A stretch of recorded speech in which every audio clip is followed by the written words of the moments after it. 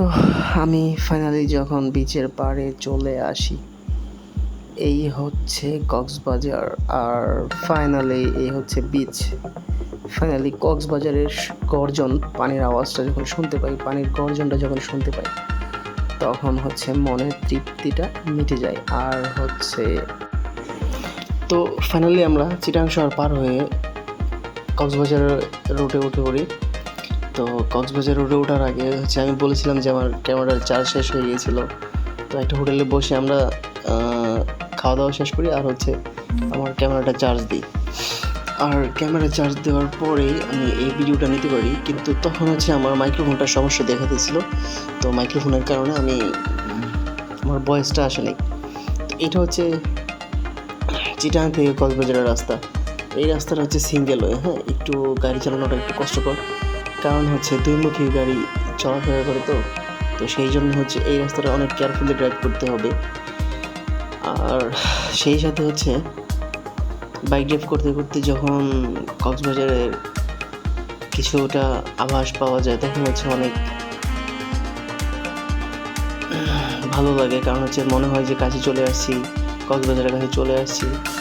আর কক্সবাজার যাওয়ার পর যখন হচ্ছে সমুদ্রের মধ্যে গোসল করা হয়, তখন হচ্ছে আরও ভালো লাগে, কারণ কক্সবাজার হচ্ছে মানুষ যায় হচ্ছে এই সমুদ্রের মধ্যে একটু গোসল করার জন্য আর হচ্ছে সমুদ্রের ভিউটা দেখার জন্য। এই বাজারটাতে একটু কিছুটা জ্যাম ছিল, আর এই জ্যামের কারণে আমি গাড়িটা ঢুকে দিয়েছিলাম, কিন্তু পারি নাই ওরা ওভারটেক করতে।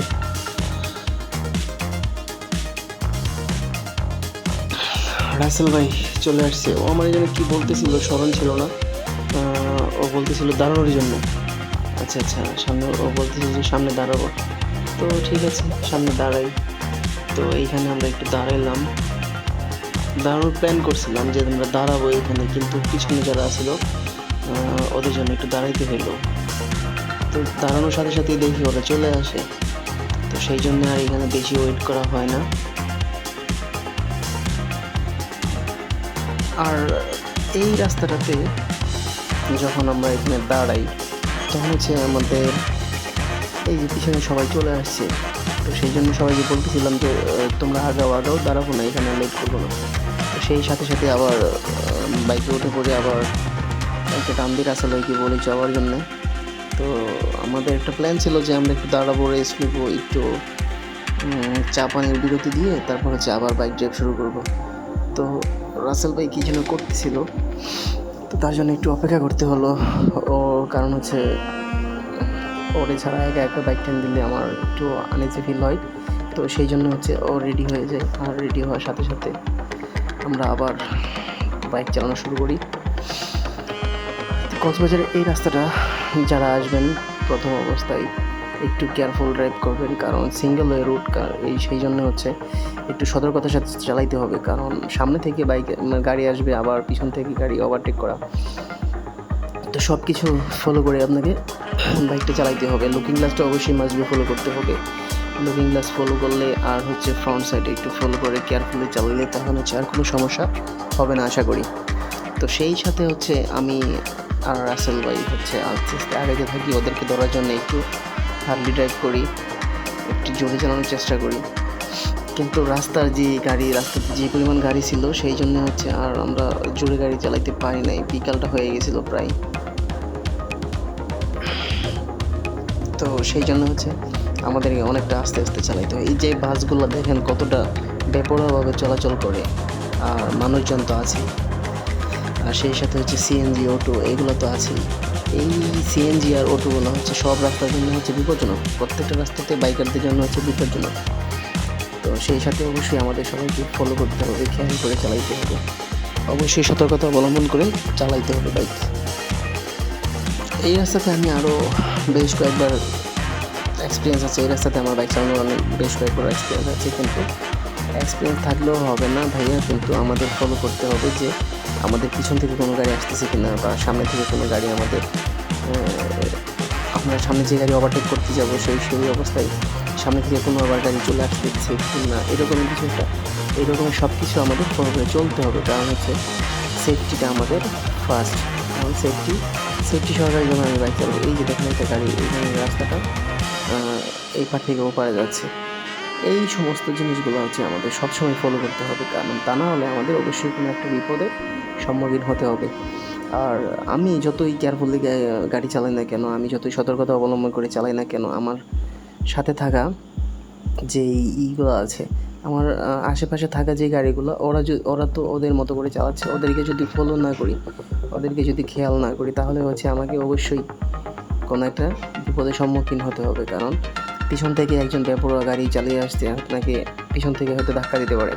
তো সেই জন্য হচ্ছে আমাকে লুকিং গ্লাসটা অবশ্যই ফলো করতে হবে, লুকিং গ্লাস ফলো করেই বাইক চালাইতে হবে। তো চলতে চলতে আমি সামনে আর কোনো ভিডিও নিব না, সরাসরি চলে যাব হচ্ছে কক্সবাজারের দ্বার প্রান্তে। যখন চলে যাব তখন হচ্ছে আমি ভিডিও নিব। তো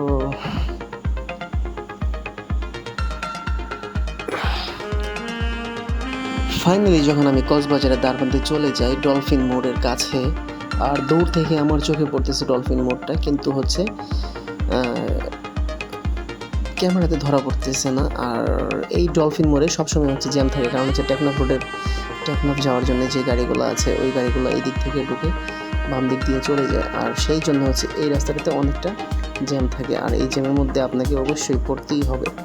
ফ্রি পাওয়া যায় হচ্ছে সকাল টাইমটাতে, বা হচ্ছে একবারে মাঝরাত্রে, ওই সময়টাতে এই জায়গাটা একটু ফ্রি থাকে। আর আমি হচ্ছে আমার প্ল্যান, আমি সবার আগে চলে আসছি, পিছনে ওরা আছে।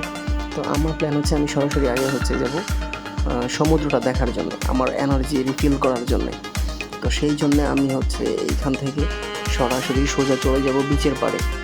তো সমুদ্রের পাড়ে যাওয়ার জন্য এখানে আমাকে একটু অবশ্যই অপেক্ষা করতে হবে, কারণ জ্যাম তো আছেই, বেপরোয়াভাবে গাড়ি চালায়। আর এই ভাইটা আমাকে উকি দিয়ে কী যেন দেখতেছিল, ক্যামেরা দেখলে হয়তো সবাই একটু অভিযোগই দেয়।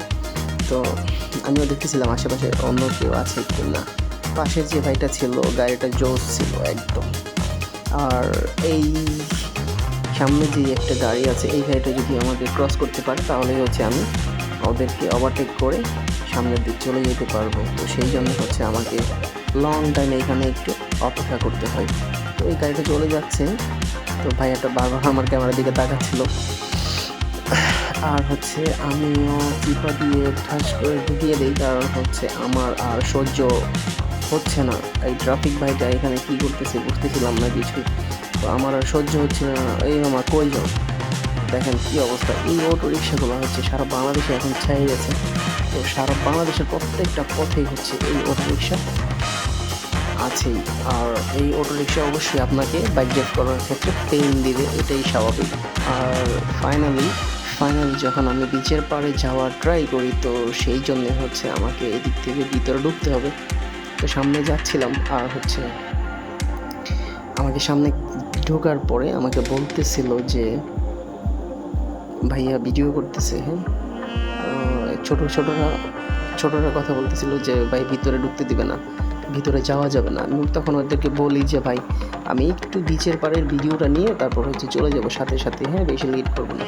তারপর হচ্ছে ছোটোটা ওই সামনের দিকে কাকে যেন কী যেন বলতে গেছে পিচ্ছিটা। তো আমি ফাইনালি যখন বিচের পাড়ে চলে আসি, এই হচ্ছে কক্সবাজার। আর ফাইনালি এই হচ্ছে বিচ। ফাইনালি কক্সবাজারের গর্জন, পানির আওয়াজটা যখন শুনতে পাই, পানির গর্জনটা যখন শুনতে পাই, তখন হচ্ছে মনের তৃপ্তিটা মিটে যায়। আর হচ্ছে এখান থেকে বের হয়ে আমি হোটেলের উদ্দেশ্যে চলে যাই। ওই হোটেলে যাওয়ার সবার আগে হচ্ছে হোটেলে যাই, আমি ওখানে কথাবার্তা বলতে থাকি, দেখতে থাকি হোটেলে। আর আবার নতুন কোনো ভিডিওতে কথা হবে, সে অবধি সবাই ভালো থাকবেন। আর হচ্ছে যদি আমার ভিডিওটা ভালো লাগে থাকে অবশ্যই একটা লাইক, একটা কমেন্ট করবেন। আর যে ইউটিউব থেকে যারা দেখতেছেন অবশ্যই একটা সাবস্ক্রাইব করবেন চ্যানেলটাকে। আবার নতুন কোনো ভিডিওতে দেখা হচ্ছে নতুন কোনো কথা নিয়ে। তো সে অবধি সবার সুস্বাস্থ্য কামনা করে বিদায় নিচ্ছি। আল্লাহ হাফেজ, আসসালামু আলাইকুম।